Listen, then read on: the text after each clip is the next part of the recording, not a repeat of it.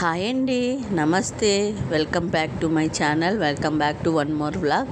ఇది వినాయక చవితి వ్లాగ్ అండి. అర్లీ మార్నింగే నేను ఇలా అలికేసుకొని ఇల్లు వాకిలి అలికేసుకొని ముగ్గులు వేసుకొని తోరణాలు కట్టేసుకున్నానండి. గడపలు కూడా పసుపు బొట్టు పెట్టేసుకున్నాను. ఇలా ప్రశాంతంగా వినాయకుడి పాటలు పెట్టుకొని ఇంకా పూజ మొదలు పెట్టుకుంటానండి. ఇట్లా బయట పనులు కంప్లీట్ చేసుకున్నాం అనుకోండి, ఇంకా ప్రశాంతంగా లోపల వరకు స్టార్ట్ చేసుకోవచ్చు.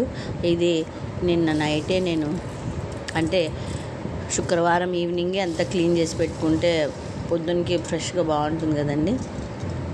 ఇవి పూర్ణాల కోసం ఫస్ట్ శనగబ్యాళ్ళు కడిగి నేను నానబెట్టి ఉంచుకుంటున్నాను. ఒక 1/2 అవర్ అట్లా నాన్నాయి అనుకోండి, కొంచెం తొందరగా ఉడుకుతాయి ఇవి శనగబ్యాళ్ళు. పూర్ణం కోసం పూర్ణం బూరెలు చేద్దాం అనుకుంటున్నాను నేను మీకు ఒకసారి హాయ్ చెప్పి మాట్లాడిస్తున్నాను. అవి నానబెట్టేశాను. మిమ్మల్ని మళ్ళీ కలుసుకుంటానని చెప్పి నేను చెప్తున్నాను. ఇక్కడ పప్పు, వినాయకుడికి పప్పు ఇంపార్టెంట్ అండి. పప్పు పెట్టాలి, అందుకని పప్పు కూడా చేస్తున్నాను ఈరోజు. మామూలుగా అయితే రసం చేస్తాము ఫెస్టివల్స్ రోజు ఎక్కువ, కానీ వినాయకుడికి మాత్రం పప్పు పెడితే ఇష్టం అటండి. అందుకని నేను మెంతికూర పప్పు చేస్తున్నాను. ఇక్కడ బ్యాళ్ళు పోసుకున్నాను, కడిగేసుకొని వచ్చి వాష్ చేసేసాను. వీటిలోకి ఇంకా మామూలు యాజ్ యూజువల్ అందరికీ తెలుసు కదండి పప్పు ఎలాగనేది. కాకపోతే నేను వీడియోలో ఎలా చూపిస్తున్నాను అంతే. చింతపండు, పచ్చిమిర్చి, కొంచెం కొత్తిమీర కూడా వేసానండి. కొత్తిమీర వేస్తే టేస్ట్ బాగా వస్తుంది. పచ్చిమిర్చి వేసాను. ఉల్లి వెల్లుల్లి వాడకూడదండి. తెల్లవాయి వేసుకుంటాం కదా మనం మామూలుగా పప్పు చేసేటప్పుడు. ఈ పండగ రోజు వినాయకుని పండగ కానీ ఏదైనా ఏకాదశి కానీ ఏ పండగ ఏ ఫెస్టివల్ అయినా సరే మనం ఉల్లి వెల్లుల్లి వాడకూడదండి ఆ రోజు. అది పూజకు పెడతాం కాబట్టి మనం ప్రసాదంగా వాడకూడదు. ఇంకా మెంతికూర కూడా వేసేసాను వాష్ చేసి. ఇంకా పసుపు కాస్త వేసేసి వాటర్ వేసి పెట్టేస్తాను. ఒక్కదాన్ని అన్నీ చేసుకోవాలి కదండి. పొద్దున్న బాబు ఉంటాడు, బాబు లేచినాడంటే వాడి పని సగం సరిపోతుంది నాకు. ఇవన్నీ ఇక్కడ పప్పుకు పెట్టేసినాను. ఇంకా రైస్ కడిగి పెట్టేస్తాను. ఇంకా చిత్రాన్నానికి వైట్ రైస్కి కలిపి ఒకేసారి పెట్టేస్తున్నానండి. అంతేనండి, ఒక్కొక్క పని అలా చేసుకుంటూ పోతూ ఉంటే తొందరగా అయిపోతాయి. ఒకవైపు పప్పుకు పెట్టేసి ఒకవైపు రైస్కి పెట్టేశాను. ఈలోపు ఈ పని అయిపోయే లోపల ఇక్కడ దేవుని రూమ్ క్లీన్ చేసుకుందామని వచ్చేసానండి. పటాలన్నీ తీసి అక్కడ పూలు పెట్టింటాం కదా ముందు రోజు, అవన్నీ క్లీన్ చేసుకొని దేవుని సామాన్లు తిక్కొని వచ్చామనుకోండి, ఆలోగా పప్పు అయిపోతుంది, రైస్ ఉడికిపోతుంది. అంతే కదండి.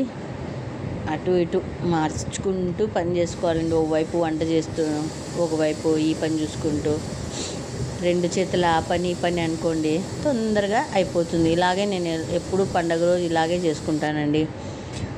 ఇదండి రైస్ కూడా అయిపోయింది, వండేసాను. ఇంకా ఈ మగిల్లి పెడుతున్నా అంటే ఆవిరికి పెడుతున్నాను కాసేపు. మేము గెంజి వారుస్తామండి. అలా ఆవిరి పెట్టేసి ఇంకా పప్పు కూడా అయిపోయింది, విజిల్ అయిపోయింది. చూడండి, మెంతికూర పప్పు. మీలో ఎంతమంది ఇలా ఎన్ని ప్రసాదాలు చేశారండి కామెంట్ చేసి చెప్పండి. అంతకంటే ముందు ప్లీజ్ లైక్ చేసి షేర్ చేసి కామెంట్ చేయండి. Please like, share and subscribe my channel.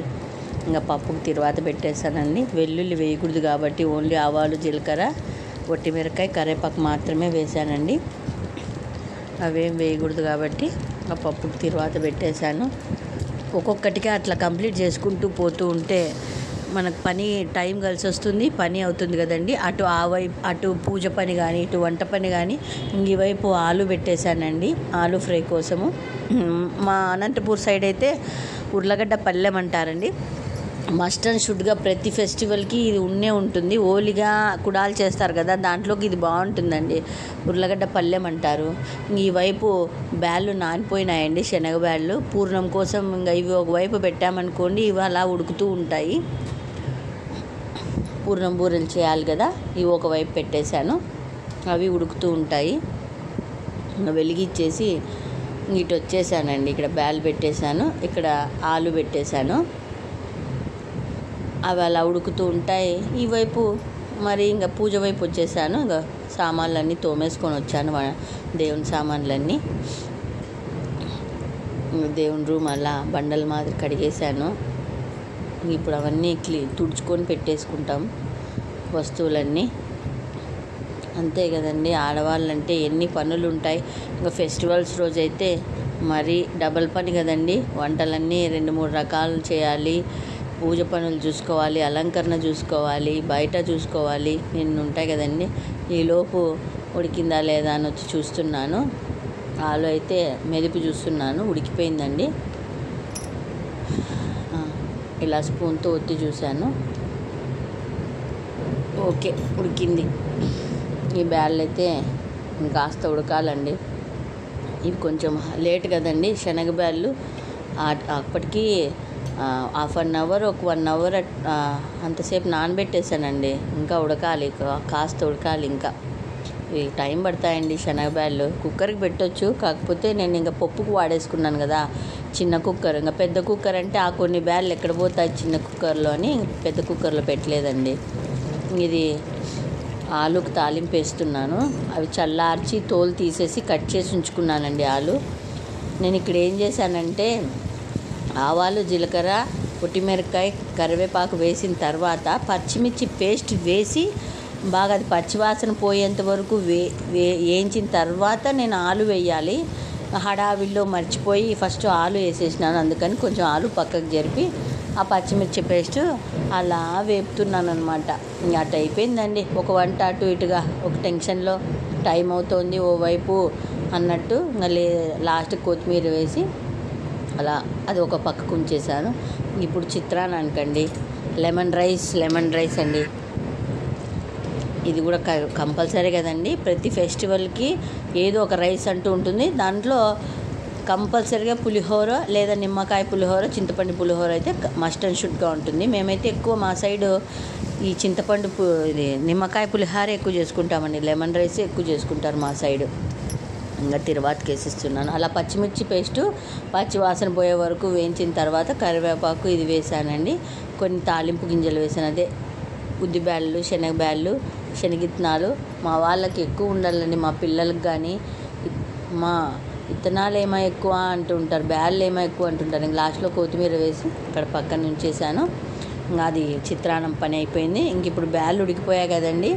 ఈలోపు బెల్లం దంచుకుంటున్నాను. పూర్ణం బూరెల్లోకి బ్యాళ్ళు ఉడికిన తర్వాత దాంట్లోకి ఇట్లా దంచి పొడిగా వేసుకున్నాను. ఇదండి ఉడికిపోయాయి బ్యాళ్ళు.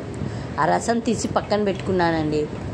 ఆ రసం ఎందుకు ఉపయోగిస్తామంటే మేము రసంలోకి ఉపయోగిస్తామండి, వేస్ట్ చేయము. అది కట్టు అంటాం, బేళ్ళ కట్టు అంటాం మేము.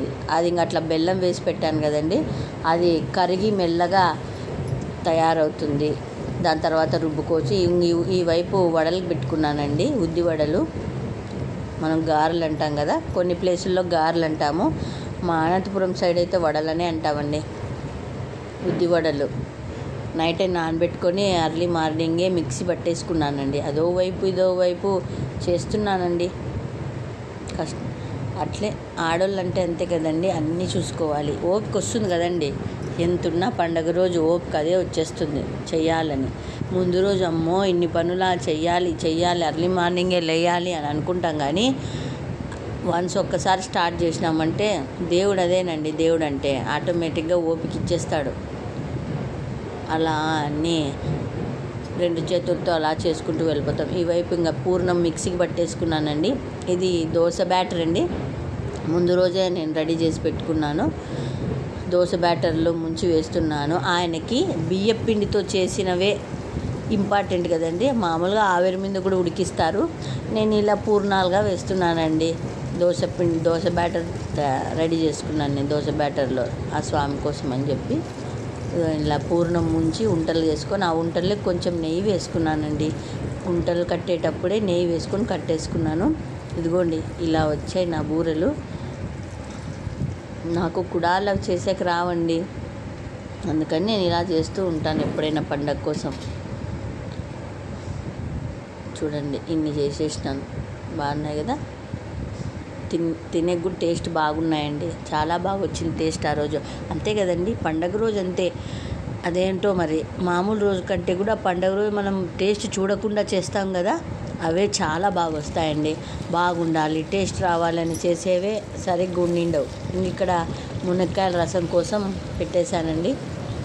ఇంకా లాస్ట్ వంట ఇది. ఇంక అన్నీ అయిపోవచ్చాయి కావాల్సినవన్నీ. తిరువాత గింజలు వేసేసి, కరివేపాకు, ఒట్టిమిరపకాయ వేసి, ఈ మునక్కాయలు వేసి కాసేపట్లో ఒక 5 నిమిషాలు అట్లా ఫ్రై చేసుకోవాలండి, తాలింపు పట్టేంత వరకు. ఇంకా ఇక్కడ బేలకట్టు తీసాను కదండి, శనగబాలు ఉడకబెట్టినవి, అవిను టమోటా, చింతపండు వాటిని కూడా నానబెట్టి రసం తీసానండి. 2 కలిపి మిక్స్ చేసి పోసాను. ఇంకా రసం ప్యాకెట్ ఎంటీఆర్ రసమే వాడతామండి, బాగుంటుంది టేస్ట్. వేసాను రసం పౌడర్ వేసి, కొత్తిమీర, కరివేపాకు వేసి, ఇంకా కాస్తంత కారం పొడి వేసానండి టేస్ట్ కోసం. ఇప్పుడు ఇదిగోండి మెయిన్ ఇంగ్రీడియంట్ పూర్ణం. మనము శనగబ్యాళ్ళు బెల్లం వేసి చేసుకున్నాం కదా, దీన్నే స్పెషల్ అండి.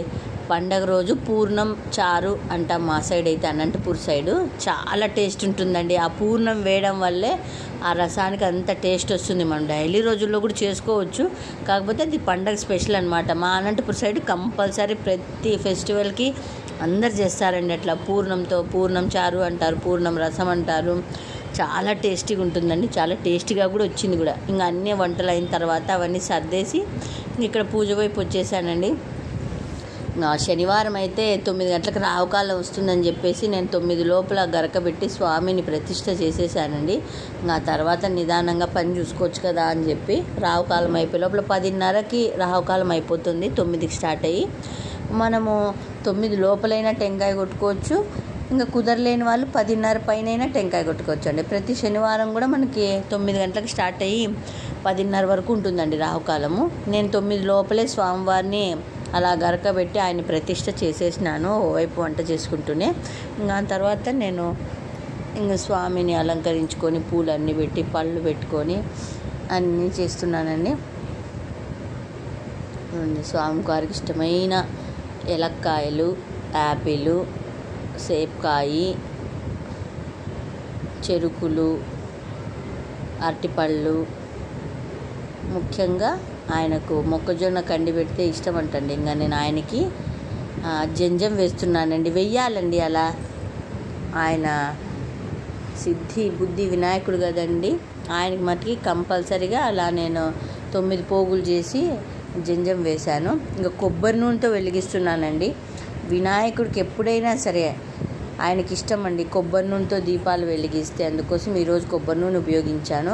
అన్నీ అలంకరించేసిన తర్వాత తాంబూలం పెట్టిన తర్వాత నేను ఇక్కడ అరిటాకులు వేసి మనం చేసిన ప్రసాదాలన్నీ ఇక్కడ వడ్డించానండి స్వామివారికి. ఫస్ట్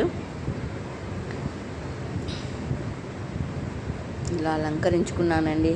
నేను ఎలా అలంకరించానో, ఎలా ఉందో, ఎలా అనిపించిందో, మీకు బాగుందా లేదా కామెంట్ చేసి చెప్పండి. ఏదో నాకు వచ్చినంతలో చేసుకున్నానండి. ఏదో పూజ ఇలాగే చేయాలి అలాగే చేయాలని ఏమి ఉండదండి. నాకు తెలిసిన పద్ధతిలో నేను చేసుకున్నాను. ఒక్కొక్క ప్రాంతంలో ఒక్కొక్క విధంగా చేసుకుంటారండి, ఎవరి ప్రాంతం పద్ధతులు వాళ్ళవి. మా రాయలసీమ సైడ్ అయితే ఇలాగే చేసుకుంటారు చాలామంది.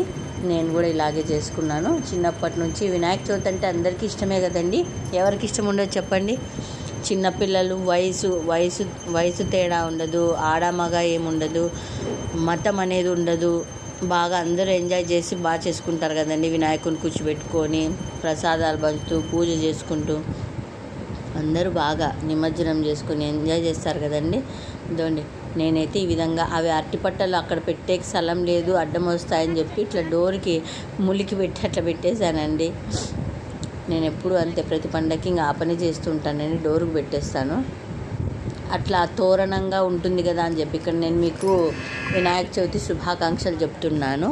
దీపాలు వెలిగించి అగరబత్తీలు వెలిగించేసానండి. ఈలోపు ఆయన వచ్చి టెంకాయ కొడతారు కదా, ఇంకా అష్టోత్తరం చదువుకుంటున్నానండి. ఆయన స్నానం చేసి వచ్చే లోపల నేను ఇక్కడ అష్టోత్తరం చదువుతాను. ఓం సుముఖాయ నమః, ఓం ఏకదంతాయ నమః, ఓం ద్విముఖాయ నమః, ఓం గజకర్ణికాయ నమః, ఓం గజాననాయ నమః, ఓం ఏకదంతాయ నమః, ఓం ద్విముఖాయ నమః, ఓం సుముఖాయ నమః, ఓం గణాధిపతయే నమః, ఓం గం గణాధిపతయే నమః అంటూ అష్టోత్తరం చదువుకున్నానండి.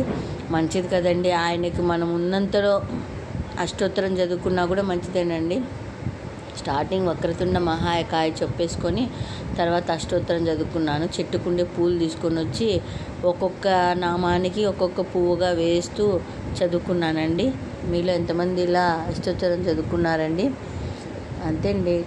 టైం అంతే. ఇంకా గరక సమర్పించాను మధ్యలో ఆయనకి. గరక మనం పువ్వులు పెట్టినా, ఏం కాయ పెట్టకపోయినా, ఫలం పెట్టకపోయినా, ఒక్క గరక ఒక్క పాస మనం సమర్పించి మనసులో కోరుకున్న ఆయన కరుణిస్తాడండి. ఆయన అంత గరక ప్రియుడు ఆయన వినాయకుడు. ఇదిగోండి ఇలా ఒక్కొక్క నామానికి ఒక్కొక్క పువ్వు వేస్తూ నా కూతురు తీస్తోండి నేను వీడియో. ఒక సరిగా పెట్టుకోకుండా అక్కడికి ఇక్కడికి తిప్పుతోంది. ఇంకా లాస్ట్ అండ్ ఫైనల్గా గమ్ గమ్ గణాధిపతి అని నమః అంటూ పువ్వులన్నీ వేసేసాను. చూడండి దేవుడు అంత అందంగా ఉన్నాడు కదండి.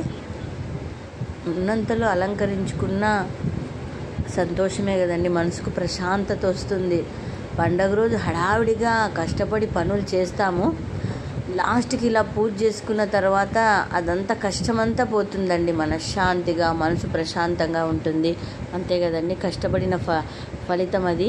కష్టమంతా ఒక్క ఆయన పూజ చేసుకున్న మనశ్శాంతిగా అప్పుడు కష్టమంతా పోతుంది. మనం మర్చిపోతాం, ఆ కష్టమంతా మర్చిపోతాం. అబ్బా ఎంత బాగుంది కదా, ఎంత బాగా చేసుకున్నాం కదా అనే తృప్తి, మన మనస్తృప్తి, మనశ్శాంతి. ఇలా వేడుకున్నానండి. ఇంకా టెంకాయ కొట్టేస్తున్నాము. నారికేల సమర్పయామి అంటూ, ధూపం సమర్పయామి అంటూ ఇంక ఇప్పుడు హారతిస్తున్నాము.